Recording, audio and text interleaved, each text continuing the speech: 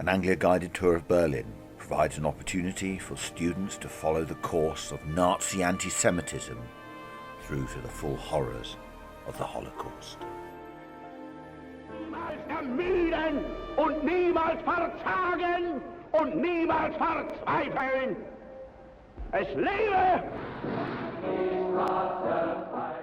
In Babelplatz, opposite that great seat of learning, the Humboldt University, we look at the Nazis' attempt to stifle ideas and consider those prophetic words, where books burn, so soon will people.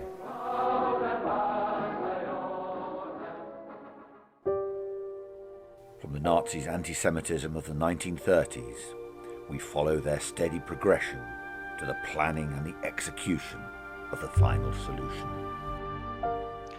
Behind me is one of the most beautiful houses in Berlin, in a suburb of the city called Wannsee. It was here in January 1942 that the various Reich ministries met in a secret meeting chaired by Heydrich to implement the final solution to the Jewish question. The meeting itself took no more than 2 hours, during which time a light lunch was served. As dust settles, we leave the Wannsee Conference Centre to follow the trail to Gleis 17 of Grunewald Station, from where the Jews of Berlin were taken to the concentration and death camps. I have just noticed that 69 years ago from today, 15 Jews were taken from this train station to a concentration camp.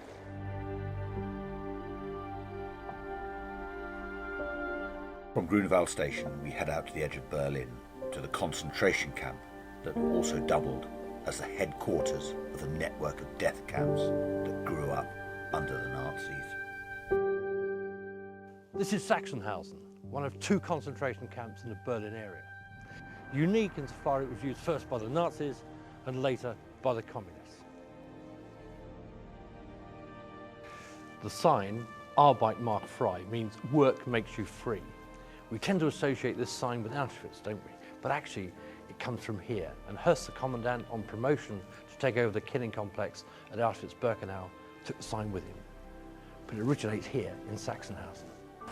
The next thing you have is a tripwire, which could have anything on it to make a noise. Then you have the concertina wire, i.e. the military style wire. And then you have the fence, which has electrified barbed wire on. And most people who ended up on that fence are people who found they couldn't bear what was going on in here anymore, and they committed suicide, committed suicide, basically going out and getting themselves killed by the guards.